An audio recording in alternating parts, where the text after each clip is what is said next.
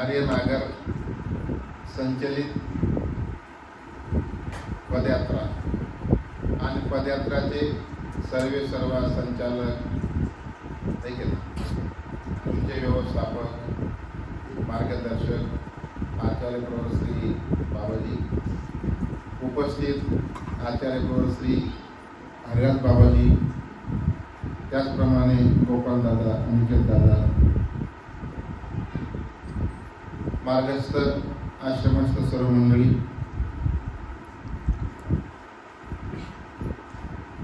हा उपक्रम जो आहे याला तिकडे राममाई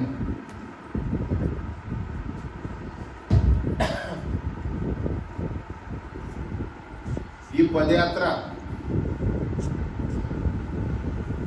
आतापासून सुरू नाही आहे की नाही. या पदयात्रेच्या निमित्ताने आपले स्वामी महाराष्ट्रात आलेले आहेत. ते तर आलेच नसते, कारण रामयात्रेला निघालेले ना पवार म्हणजे पदयात्रा. ते म्हणले की मामाला जायचं आहे. त्या निमित्ताने स्वामी लक्षात महाराष्ट्रामध्ये 800 वर्षापूर्वी स्वामींनी संपूर्ण महाराष्ट्र आपल्या पवित्र श्रीचरणांनी पवित्र केला आहे. आणि म्हणून त्या पवित्र श्रीचरणांनी झालेले स्थान, प्रसाद, भिक्षू, वासनिक यांच्या भेटी, स्थानाचं वंदन म्हणजे चतुर्विध साधनाचं वंदन आपल्याला स्वामींनी घालून दिलं आहे. कारण ते स्वतः निर्माण केले आहे. मला लक्षात अगोदर स्वामींनी स्वतः निर्माण केले की नाही, जाऊन प्रत्येक ठिकाणी आपले देव स्वतः केले आहेत. आणि म्हणून माझ्या साधकाने या क्रमाने आटन करावं, त्याला आटन म्हणतात. गावाने गावा जावे त्याला आटन म्हणतात. आणि आटण्याचा उद्देश जो असतो, जसा आपला पदयात्रेचा उद्देश काही नाहीये, प्रापंचिक उद्देश आहे का काही, पुन्हा वेग भेटेल का, काय भेटेल का, कोणी भेटेल, काहीच नाही. आता प्रापंचिक उद्देश नाहीये. म्हणून त्या आटनाला, त्या पदयात्रेला निरुद्देश असं म्हटलेलं आहे. परंतु निरुद्देश फक्त कशासाठी आहे, प्रापंचिकसाठी. उद्देश म्हणजे परमेश्वर शोधणीचा उद्देश. लक्षात भिक्षुक मंडळी आटन करतात की नाही, मग आपलं हे 2 दिवसाचं 5 दिवसाचं असे ना आटनच आहे. मग ह्या आटनाच्या क्रमाने जो आपण जात असतो लक्षात, त्यावेळेस आपल्याला परमेश्वराची शोधणी कशी करता येईल, हे महाराज मला कुठे भेटतील, कसे भेटतील लक्षात. म्हणून हे साधक काय करत असतात, आटणी, विजनी, चिंतनी त्या परमेश्वराला शोधत असतात. भिक्षाचा औषधी मग अशी आपली परंपराच आहे लक्षात. याच्यामध्ये आपला सोनिष्ठ आचार हा आपल्याला घडत असतो. स्वतःसाठी केलेला आचार त्याला सोनिष्ठ म्हणतात. आणि मग त्या आचाराच्या दृष्टिकोनातून स्वामींनीच आपल्याला हा याला अष्टीपरी म्हणतात, ही विध करून दिलेली आहे. मग याच्यामध्ये फायदा काय राहतो लक्षात. आपण गरिबी स्नान करतो, गरिबी देवपूजा करतो, परंतु हा केवळ कोणासाठी आहे, परमेश्वराच्या स्थानाशी वंदन करण्याचा योग आहे, किंवा तो उद्देश आपल्याकडे आहे. त्यासाठी आपण ज्या क्रमाने स्वामी फिरले त्या क्रमाने आपण स्थान वंदन करत असतो, प्रसाद वंदन करत असतो, वासनिकांची भेट घेत असतो, भिक्षुकांची भेट घेत असतो. या आज आपण शेंदुर्णीपासून सुरुवात केली. शेंदुर्णी नगरीची माहिती बाबांनी तुम्हाला बरीच दिली असेल. त्या शेंदुर्णीमध्ये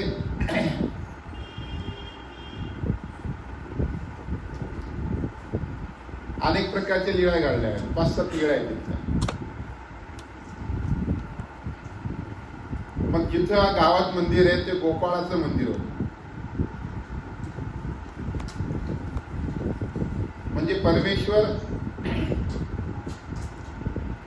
आपलं ऐश्वर कशा प्रकारे लोकतात आणि आपण प्रकाशित करतो. मग सायंकाळची वेळ आहे, उपास बसायला आणि नातू बसायला देवानी म्हटलं की जा दूध घेऊन या. आता यांनी पाहिलं दूध तर आहे, देवाने दूध आणणं का सांगितलं? इकडून देवाईचा आणखी 2-3 भक्तजन इकडून चालले होते, पण त्याला हे माहित नव्हतं की स्वामी कुठे आहे. आणि मग ते गावाच्या बाहेर पारावरती तिथं थांबलेले होत्या दोघी बाया, आणि स्वामी त्या नदीच्या पलीकडे होते. मग स्वामींनी म्हटलं की जा दूध घेऊन या. इकडे या चिंता करता संध्याकाळ झाली, आपल्याला माहित नाही स्वामी जरी कुठे असते, आपण आणखी गेलो असतो, गावाचं नाव माहित नाही, काय माहित नाही. आता असं करू, आपण आधी तर मुक्काम करून सकाळी स्वामींना शोधू. मग याला सांगितलं जा दूध घेऊन या. बाई साकडे गेले, म्हणजे बाई म्हणून दूध आहे, पण देवाने सांगितलं आणायचं तर आणायचं. घेतला टप्पा, गेलं निघालं. तो पलीकडे गेल्यानंतर या दोघी स्वामी कुजबुज करू लागले. या म्हणते आवाज तर आपल्याला ऐकल्यासारखं वाटतोय. म्हणे कोण? म्हणे मी नातो. तो म्हणतो मी उपाध्याय. अरे म्हणजे तुम्ही इकडे कसं काय? म्हणजे तुम्ही कसं काय इकडे? म्हणजे आम्ही देवाला शोधलो. इथं सापडतील, तिथं सापडतील, देव काही सापडत नाहीये, आम्ही देव शोधीसाठी आलेलो आहोत. ते म्हणतात पा देवाने डायरेक्ट सांगायला पाहिजे ना आम्हाला की जा त्यांना घेऊन या.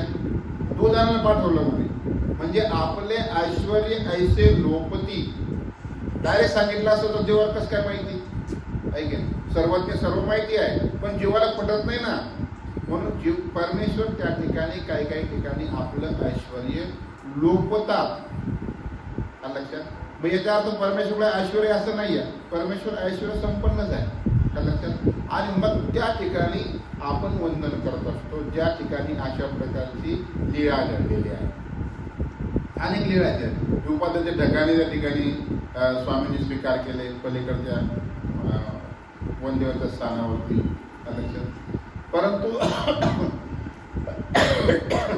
ज्या क्रमाने इकडून स्वामी गेले या क्रमाने गेले पाचोऱ्या मार्गे. तिथं पिंपळगाव नावाचं गाव आहे, तिथं स्थानाची निश्चिती नाही आहे, पण त्यांनी एक मानले स्थान तिथं म्हणून ठेवलेलं आहे, पिंपळगावला आहे. त्या लक्षात? तिथून चंद्रुलीला गेले देव. मग या क्रमाने तुम्ही येतात आणि परमेश्वर या क्रमाने गेले. मग आपल्याला इकडून आता क्रम परमेश्वराचा आठवावा लागेल कनाशीपर्यंत. त्यानंतर स्वामी हा झाला स्थानाचा योग. आता प्रसादाचा योग. लक्षात? मग प्रसाद म्हणजे काय असतो? प्रसाद ही वस्तू प्रसन्न होऊन दिलेली असते. स्वामी खडपुरीला होते, सावखेडा, आणि तिथे शिमग्याचा पर्व होता. मग त्या पर्वानिमित्त पैठणचे सारंग पंडित यांनी एक आपला एक बैल सजवला, जे उपाराचं साहित्य घेतलं आणि ते देवासाठी उपार करण्यासाठी आलेलं एक खडपुरीला. आणि मग आल्यानंतर त्यांनी देवाला सुंदर अवसर केला.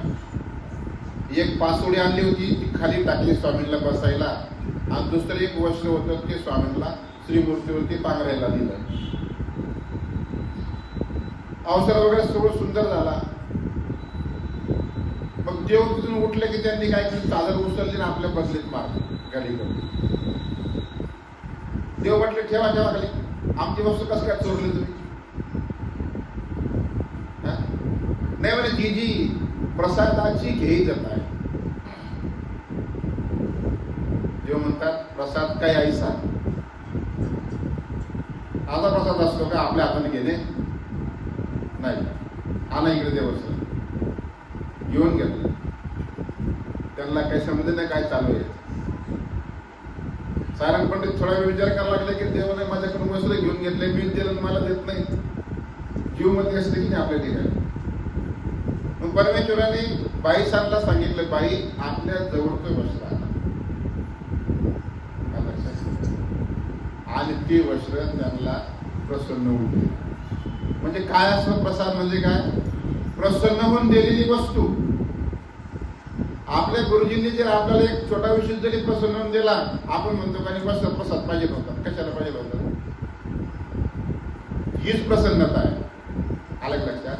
जो छोटा विषय जरी असला तो प्रसन्नतापूर्वक दिला म्हणजे त्याच्यामध्येच प्रसन्नता असते. तो विषयाचं लहान मोठं काही नसतं. आलं लक्षात? तिथे ते आपल्या कारंजकर बाबांचा जो रोटाचा विशेष आहे ना, तो केवढा? एवढा विशेष आहे. आलं लक्षात? म्हणजे आपल्या भक्तिभावाने, आपल्या शेवण्याने त्याच्यामध्ये किती प्रकारे सामर्थ्य येईल हे आपण सांगू शकत नाही. म्हणून देवाने त्यांना प्रसन्न होऊन त्या ठिकाणी ते वस्त्र दिलेले आहे. आणि आपण आता जी देवपूजा या ठिकाणी केलेली आहे त्याच्यामध्ये कोणती देवपूजा केली सांगा बरं.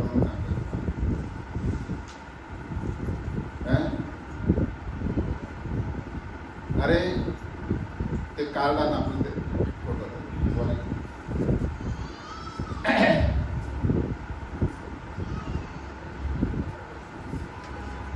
म्हणजे आपल्याला लक्षात घ्या, देवपूजा करायची घाई करायची नाही, परंतु काय केलं हे माहीत असायला पाहिजे. लक्षात? हा प्रसाद तुम्ही केलेला आहे. याच्यामध्ये एवढ्या प्रकारचे वस्त्र याच्यात आहे, धातू पण याच्यामध्ये आहे. लक्षात? याच्यामध्ये हे लाल अक्षरामध्ये लिहिलेलं आहे प्रसन्न रूपी. तुम्हाला दाखवण्यासाठी सांगण्याचं कारण असं आहे की आपण प्रसाद वंदन करताना आपल्याला तिथल्या आचार्यांकडून प्रसादाचा अभाव असतो माहिती असायला पाहिजे की इथं कुठल्या प्रकारचं प्रसाद वस्त्र आहे. मग ते प्रसाद वस्त्र वंदन केल्यानंतर आपल्याला परिपूर्ण प्रसाद वंदनाचं गोष्ट लागत असतं. त्याच्यामध्ये हे प्रसन्न दुटीचं वस्त्र आहे, महत्वाचं वस्त्र आहे. या वस्त्रामध्ये दोन्ही अवताराचा संबंध आहे, श्री प्रभू बाबांचा आणि आपल्या देवाचा. डोमेक आपला 3 मठ आहेत. काय लक्षात? एक गोपाळाचा मठ, एक नृसिंहाचा मठ आणि एक सिंह नारायणाचा मठ. मग याच्यामध्ये ह्या प्रसन्न मठ ज्याला म्हणतात, उंच प्रसन्न मठ आपण करतो ना, त्या प्रसन्न मठामध्ये स्वामीला स्नान झालेलं आहे आणि बाईसांना वस्त्र आणायला उशीर झाला आहे असं सांगतात. परंतु विष वेगळंच असतं. तेवढ्या वाचन परमेश्वर नाराज होत नसतात. काहीतरी ज्ञानिया भक्त यांचं अंतकरण दुखवल्या जातं, हे कोळल्या जातात, त्यावेळेस परमेश्वर उदास होत असतात. अचानक उदासीनं स्वीकार केली, स्नान झालेलं आहे, दिगंबर अवस्था आहे, भगवंत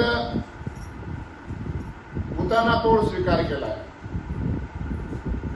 बाईसा घाबरून गेल्या. आता स्नान झालं, वस्त्रांना ते स्वामी उदासीनं स्वीकार केली, काय करावं? इकडे नागदेव आचार्य स्वामींसाठी पूजावस्त्राची आयती म्हणजे तयारी करतायत, फुलहार गुंपत होते आचार्य. पण बाईसा आचार्यांकडे गेलाय म्हणजे नागदया गोसावी अवदास्य स्वीकारले. काय केलं म्हटलं देवानी? अवदास्य स्वीकार केलंय. काय करावं? त्याच्या दृष्टीसमोर कवनाही रिगवेना. गोसाव्यांच्या दृष्टीसमोर कोणी जाऊ शकत नाही, एवढा रोष, एवढा राग.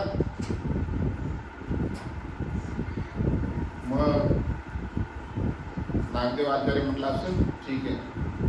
म्हणे बाईसांना म्हटलं, बाई त्या संदुकामध्ये जे श्री प्रभूंचं वस्त्र आहे ते वस्त्र काढा.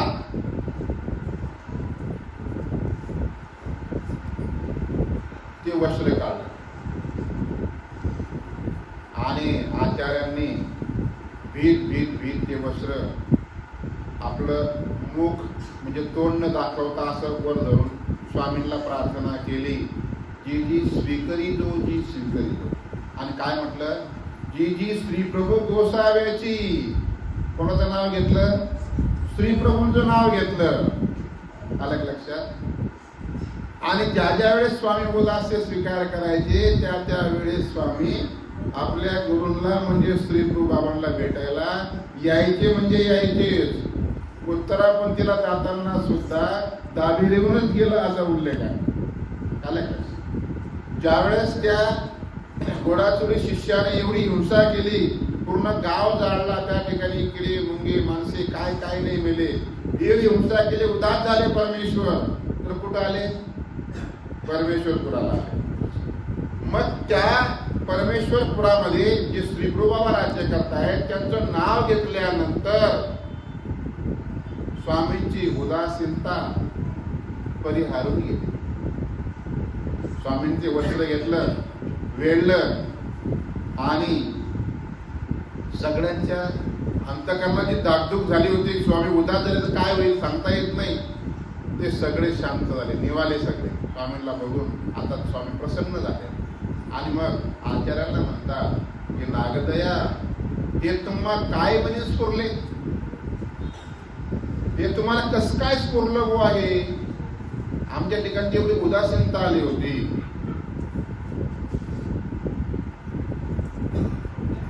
नामदेव आचार्य म्हणतात की या श्री चरणाचे प्रसाद. जेव्हा म्हणतात तैसे नव्हे, तुम्ही काय करत होता? म्हणे दीदी मी अवसराची आयती करत होतो, पूजानुसार मी फुलार गुंफत होतो. म्हणे विधी करिता विधीच पुरे, विधी अविधी पर्याय. किती ताकद आहे! कोणासाठी हार गुंफत आहे? फक्त देवासाठी हार गुंफत होते. आणि त्याच्यामध्ये एवढी त्याच्यात पावर आली की त्यांना एवढं स्फुरण झालं की आता ह्या वेळेस देवाला श्री प्रभू बाबांचं वस्त्र दाखवलं तरच प्रसन्न होते. आणि ते वस्त्र कोण प्रसन्न झाले, म्हणून देव म्हणतात की तुम्हाला विधी करताना विधी स्फुरत असतो. लक्षात? मग आज तुम्हाला विधी स्फुरला काही नाही. सकाळी स्थानवंदन झालं, त्याच्यानंतर दुपारी थोडस एका ठिकाणी विजन झालं, आता प्रसाद वंदन झालं, भिक्षुकांची भेट झाली. म्हणजे आज तुम्हाला या चतुर्विध साधनाचा वंदनाचा योग लक्षात परमेश्वराच्या कृपेने प्राप्त झाला आहे. आणि म्हणून जे वस्त्र आपण या ठिकाणी वंदन केलं आहे त्याला प्रसन्न तुटी असं म्हणतात. त्या प्रसन्न तुटीचं वस्त्र या ठिकाणी आहे. त्यानंतर आणखी एक वस्त्र तुम्हाला माहिती देऊन देतो. हे इथे नळीचे वस्त्र लिहिलेले, नळीचे वस्त्र बळगावच येते. म्हणजे आपण प्रसाद करतो ना, आषाढीकडे आपल्याकडे खूप गर्दी असते. आषाढी एकादशीला पाय पडायला असते, पण काय वजन करतोय काहीच माहित नसतं. धक्काधुक्की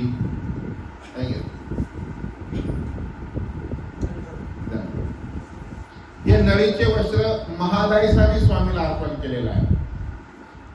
ज्याप्रमाणे इकडे मराठवाड्यामध्ये माचीस मध्ये फेटा ठेवत होतं पूर्वी. माचीस केवढी असते? आठपेटी, त्याच्यामध्ये फेटा ठेवायची. म्हणजे एवढं तल्लम वस्त्र निर्माण करायचे, कोसल्याने रेशमी वस्त्र. आणि त्या भडगाव नगरीमध्ये स्वामी असताना एका बाईला उदरव्यथा होती. मग ते म्हणायचे आई देवाला सांगा ना माझं कुटुंब थांबते. कारण ती सासरवास तिला घरातून बाहेर निघता येत नव्हतं. मग ती भिक्षाला गेली की मादायला सर सांगायची. मादायचं म्हटलं तिची ती अशी म्हणते, घेऊन तर ठीक होतं. तिची उदरव्यथा संपली. मग तिच्या भावाचं कापडाचं दुकान होतं.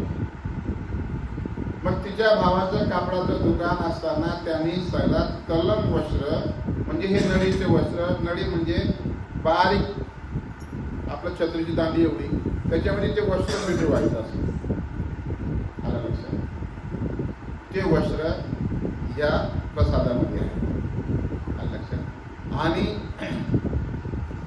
हे सुद्धा याचा इतिहास तुम्हाला सांगतो, जे प्रसन्न तुटीचा इतिहास. हा प्रसाद बाबांना यांच्या घरामधून आलेला आहे. इथं कानिराज बाबा होते, कानिराज बाबा जाळके जवळ आहेत त्यांचे आजोबा पंजोबा, म्हणजे इथे जे होते त्यांचे गुरु भास्कर बाबांचे गुरुजी होते, वृद्ध होते. मग आमचे गुरुजी 8व्या क्रमाने इथं आल्यानंतर त्यांची भेट घेतली. आला लक्षात? साधकाची भेट तुम्ही एक स्नान नाही केलं चालेल, एक प्रसाद केला नाही चालेल, परंतु तुम्हाला साधकाची भेट आवश्यक घ्यायला पाहिजे. तो वास्तविक असेल, भिक्षुक असेल, त्यांची भेट आवश्यक घ्यायची म्हणजे घ्यायची. आलं लक्षात? मी तुम्हाला सांगलं काय घ्यायचं. मग त्यांनी बाबांनी त्याची भेट घेतल्यानंतर ते म्हटलं की मला प्रायश्चित करायचं आहे. त्यांच्याकडून चालणं होत नव्हतं, अक्षम होते, आणि मला वर्धनस्थ बाबा यांच्याजवळ प्रायश्चित करायचं आहे. जुने ओंकार बाबा. बाबा ठीक आहे, मी बाबांना घेऊन येतो. रणायच्याला मार्ग होता, तिथून ते जुने त्यांचे घोडागाडी घेऊन इथपर्यंत आले. तिथं त्यांनी प्रायश्चित करून दिलं. त्याच दिवशी त्यांनी ही वस्तू बाबांना प्रसन्न. कशामुळे आली ती? प्रसन्नतेने, शेवेमुळे आलेली आहे. आणि तीच वस्तू परंपरेने आपल्या याकडीमध्ये आलेली आहे. वेदाल प्रसादाचं मग आता वाचण्याची भेट का घ्यावी, भिक्षुकाची भेट का घ्यावी?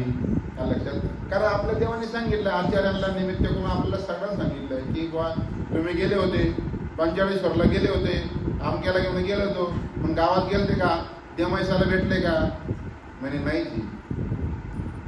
देव म्हणतात मा येसनी देमती कैशी डावलेली.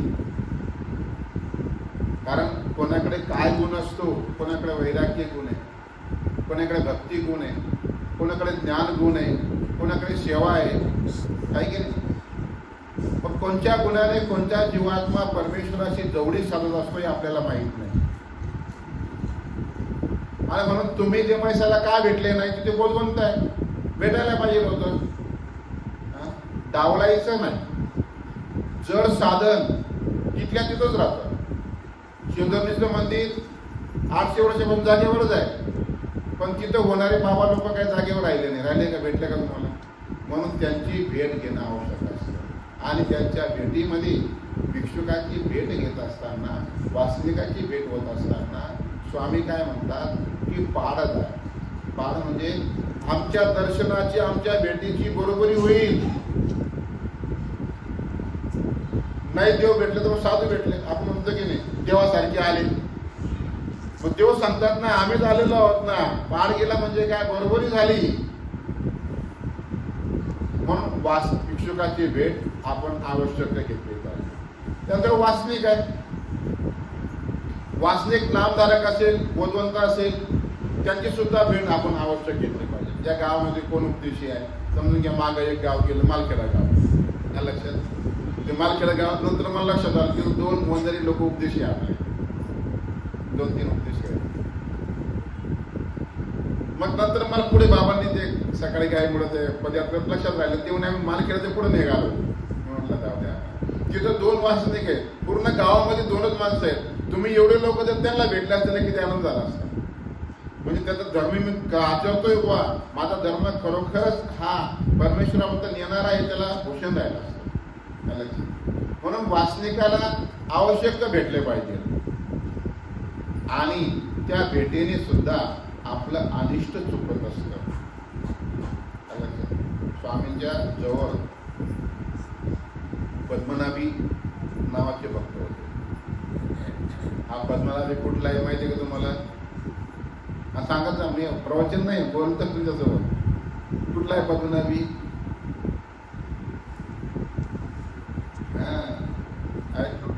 बीडचा आहे. जसे आपले नातेवाईक माहीत असतात ना, तसे देवाचे नातेवाईक माहीत असायला पाहिजे आपल्याला. असं कसं काय विसरत?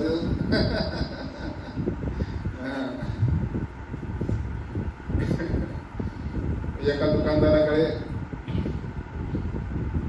एक माणूस गेला खरेदी करायला. त्याचं बिल झालं 900 रुपये. म्हणजे किती बिल झालं? म्हणे 1000 रुपये. बिल तर 900 रुपये झाले म्हणे.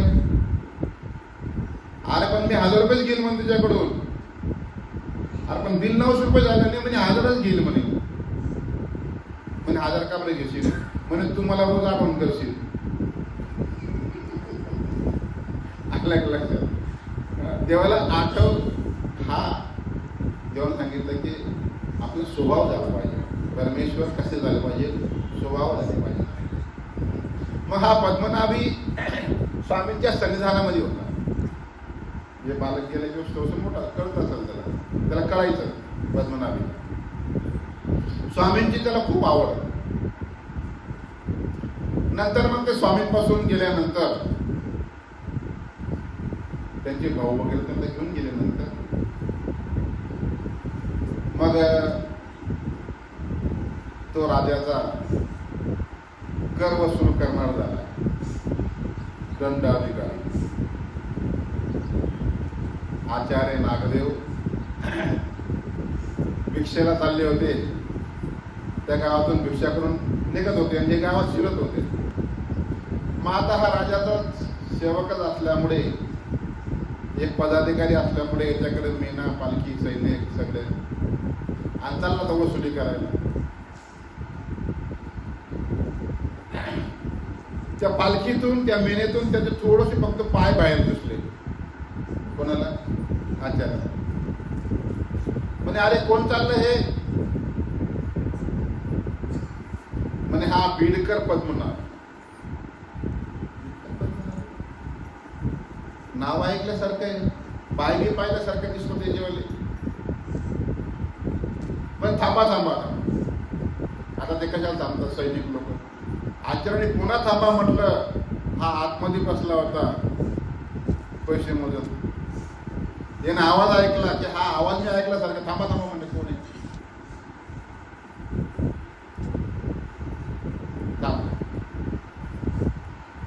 उतरले खाली. म्हणजे तुम्ही कोण? मी पद्मनाभ. तुम्ही कोण? मग आचार्यांनी त्यांची ओळख करून दिली.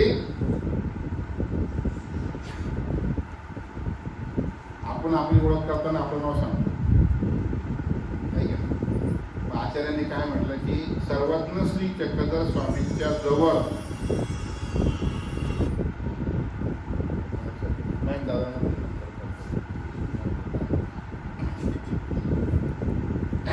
मग म्हणजे तुम्ही कोण? म्हणे त्यांच्या जवळ असलेला मी वानरेश, वानरा. मग तेव्हा पद्मनाभ म्हणतात अरे हो, मी तेव्हा लहान होतो, तुम्ही स्वामींच्या जवळ होते. मग त्यांच्या गप्पा रंगल्या. म्हणे मग आता तू काय करतो? म्हणे मी आता कर वसुली करतो, राजाचा कारभार पाहतो. लक्षात. त्या भेटीमध्ये बराच काळ निघून गेला. बराच काळ निघून गेल्यानंतर समोरच्या ज्या गावालाही झाड टाका जाणार होते त्या गावातले सगळे लोक निघून गेले. त्यांना माहीत पडून गेला. ते म्हणतात निष्ठा भेटीने लक्षात. अनिष्ट चुकलं योग म्हणजे त्याला त्या गावात गेल्यानंतर 2-4 लोकांची हिंसा घडली असते. निष्ठा नामधारी होता तो, त्याला काय होतं का? विवेक बोध काय होता का? नाही. आणि म्हणून वासनिकांची सुद्धा भेट लक्षात, वासनिक भगवंताची सुद्धा भेट आपण आवर्जून घेतली पाहिजे. तेव्हा आपल्याला चतुर्वेद साधनाचा, वंदनाचा परिपूर्ण लाभ होत असतो. लक्षात.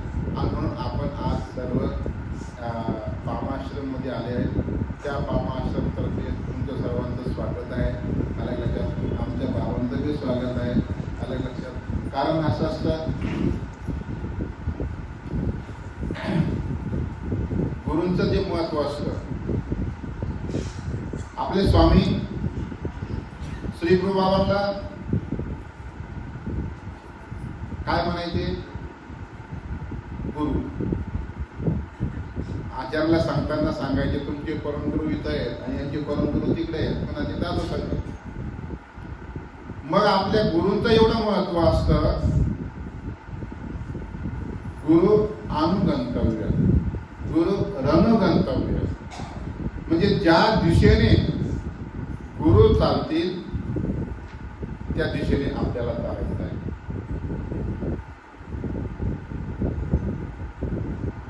तो कोणता नाद होता तो नाही मच्छिंद्र श्रीनगर मध्ये फसला होता तो मच्छिंद्र नाद.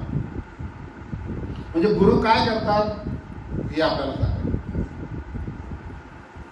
मग तो त्या श्रीनगर मध्ये फसला होता. हा गोरक्षनाथ मध्ये माझ्या बरोबरचा माणूस तिथं फसला, याला करायला लागेल पाहिजे त्या लक्षात. मग त्याला काहीतरी निरूपण करून करून करून काढला. मग त्याने येताना काय केलं, त्याच्या जोडीमध्ये एवढी सोन्याची वीट काय केलं ठेवून घेतलं. तो गुरु हाचेला आहे, मच्छिंद्र गुरु. पण थोडं निघाल्यानंतर चला पुढे जंगल लागलेलं आहे. आणि त्या जंगलात गेल्यानंतर याने विचारायचं, गुरुजी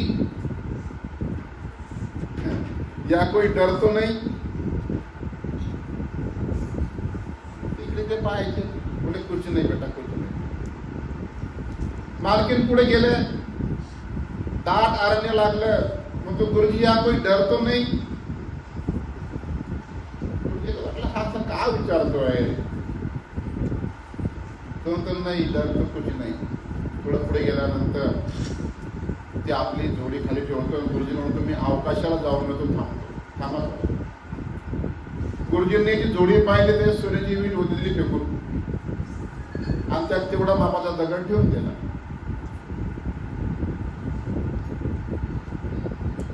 निघाले पुढे. आणखीन घंटात जंगल लागलं. तर गुरुजी या कोई डर तो नाही. गुरुजी म्हणतो बेटा डर पीछे रह गया. याने ओळखलं काहीतरी गडबड झाली. याने आपली जोडणी पाहिली, काय दगड. गुरुजी क्या मैंने कितना सवाल केला आता, वो डर तर म्हणलं कोणी चोरून तर घेईल, कोणी लुटून घेईल, असं त्याला अंतकरणात डर होते की नाही. मग तेच नसलं तर काय लुटणार आहे. म्हणजे या प्रपंचाची नश्वरता लक्षात, या प्रपंचाचं यथार्थ ज्ञान गुरु आपल्याला करत असतात लक्षात. तुमच्या स्थान बंधनाच्या मागं, प्रसादबंधनाच्या मागं तुम्हाला बाबा एक कारण आहे माझ्या लक्षात. जसं आपल्याला स्थान निर्मितीच्या मागं आपले परमेश्वर कारण आहे, तर वंदन करण्याच्या मागं सुद्धा कारण असतात. आणि आपल्याला ते निमित्त मानावं लागतं लक्षात. निमित्त भरपूर सांगितले तेव्हा. किती निमित्त मानायचे, 36 प्रकारचे निमित्त मानायला सांगितलेले आहे. त्याच्यामध्ये बारीक बारीक सांगितलं आहे. आणि ज्यांनी थोर लक्षात थोर विधी घडवला. थोर विधी म्हणजे काय, प्रसाद सेवेपेक्षा थोर विधी नाही,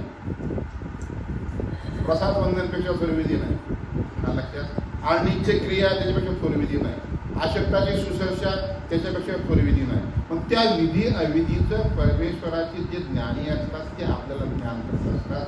आणि म्हणून बाबांनी आपल्याला उपक्रम चालू करून त्या लक्षात बळजबरी काय व्हायचं. मी तर बाबांना म्हटलं सगळ्या म्हातारा घेऊन यायला पाहिजे होत्या. आताच बोललो बाबांना, गाडीत काही येत नाही पण चला, काय की गाडीत काय बसत नाही पण चला. त्यांना त्या निमित्तानं तर होईल की नाही. आणि जर आपण नाहीच केलं तर कसं काय होईल. आणि प्रयत्न केला तर परमेश्वर सहाय्य करतात. आणि म्हणून सर्वांचं मामा आश्रमातर्फे स्वागत आहे. बाबांचं सुद्धा पुन्हा स्वागत आणि आपल्या गोपाळांचं स्वागत. तुम्हाला असाच विधी परमेश्वर तुमच्याकडून घडवून घेऊ आणि तुम्हाला असे मार्गदर्शक लाभले आहेत, त्याच्यामुळे तुम्हाला ते आवश्यक घडतील. आज संध्याकाळी आपण सर्वांनी मार्गाचा काही घासवड काय तो घ्या आनंदाने.